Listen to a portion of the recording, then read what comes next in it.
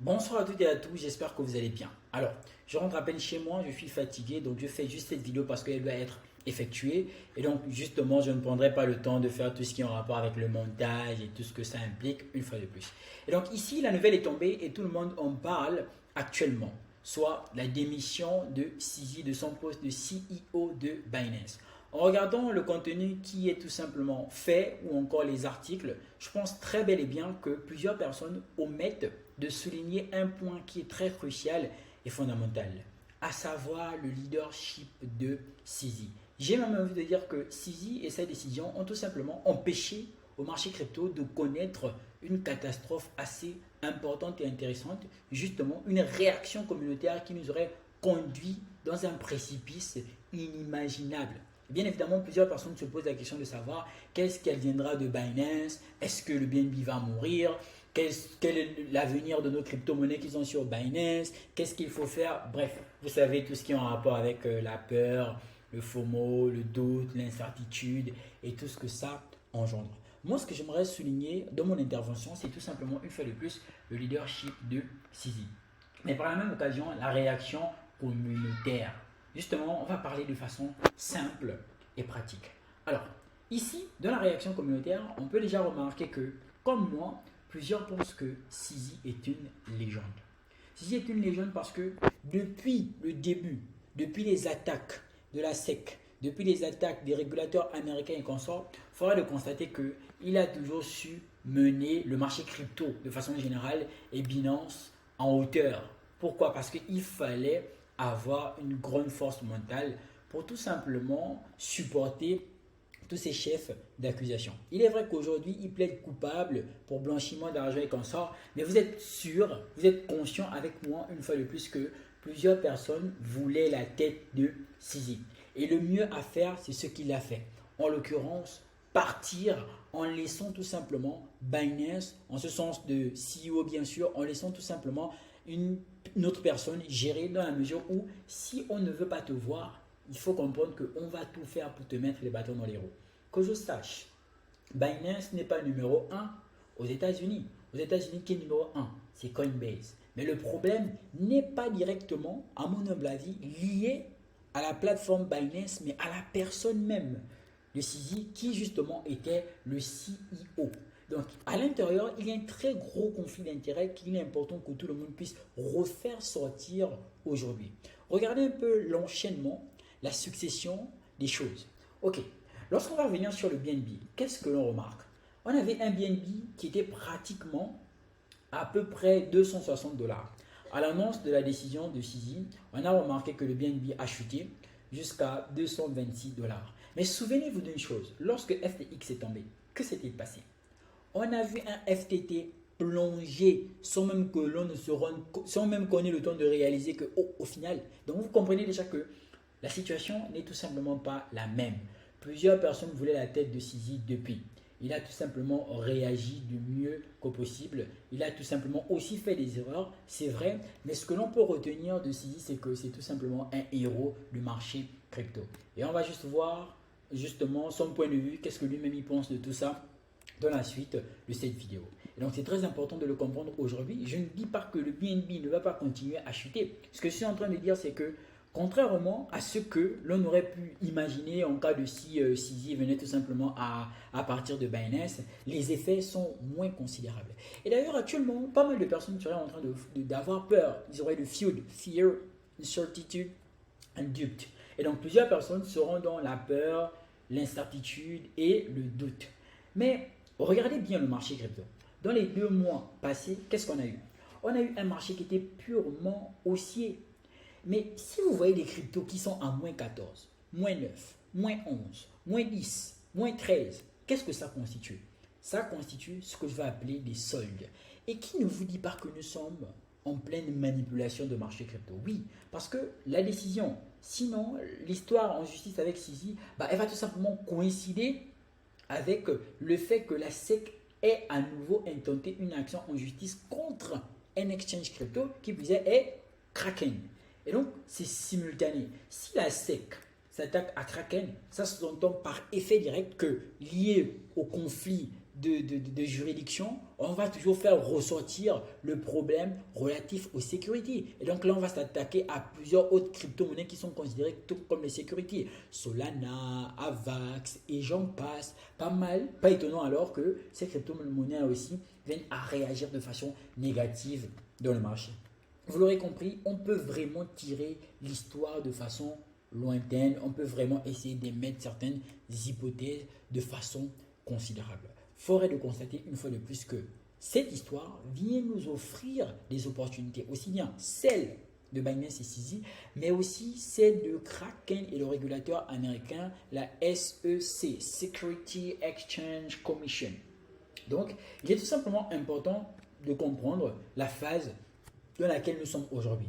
Si vous vous souvenez bien, dans mes vidéos précédentes, je vous disais ceci que Binance ou encore CZ ne constitue en aucun cas l'unité internationale de véracité ou encore l'unité internationale de viabilité d'une XY crypto-monnaie ou encore de tout le marché crypto de façon générale. Il est vrai que la chute de Binance engendrerait un gros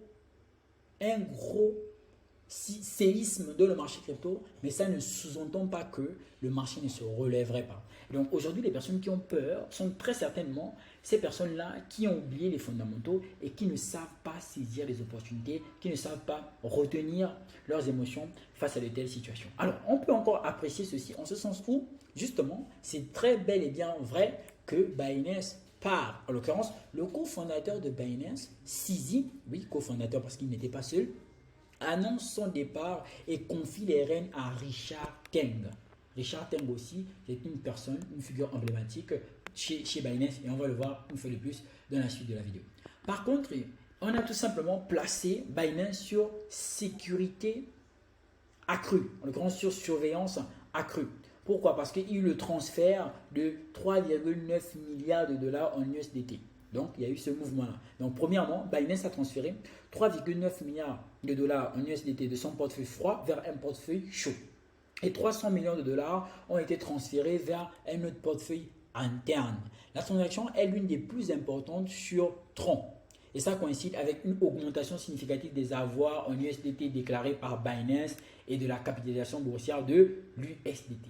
Au milieu de cette activité financière, Binance est confronté à une surveillance réglementaire accrue et à des contestations juridiques de la part des agences américaines. Donc, en fait, moi, cette histoire, je vois ça plus comme un conflit d'intérêts et que CZ a tout simplement, une fois de plus, pris la bonne décision pour le marché crypto. Parce que c'était, pour vous remettre dans le contexte, soit c'était CZ, soit c'était Binance. Vous comprenez un peu la chose. Donc, pour ne pas faire en sorte que tout le monde soit impacté de façon générale, il fallait tout simplement qu'ils prennent une décision.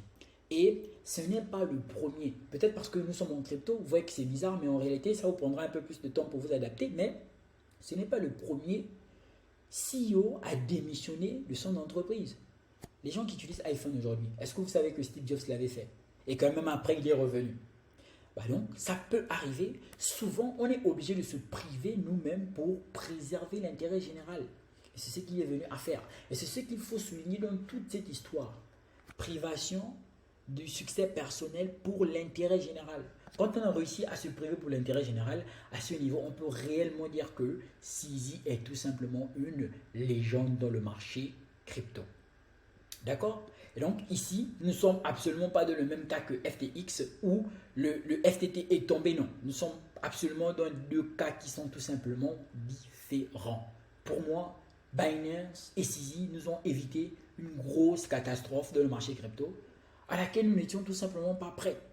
Pourquoi? Parce que nous sommes dans une phase accumulative. Actuellement, j'ai fait une vidéo que je vous publierai tout simplement sur la page. Nous sommes dans une phase accumulative actuellement et c'est très important pour nous. Donc, on ne veut pas qu'il y ait des situations qui viendraient tout simplement bouleverser ceci. Et qui sait?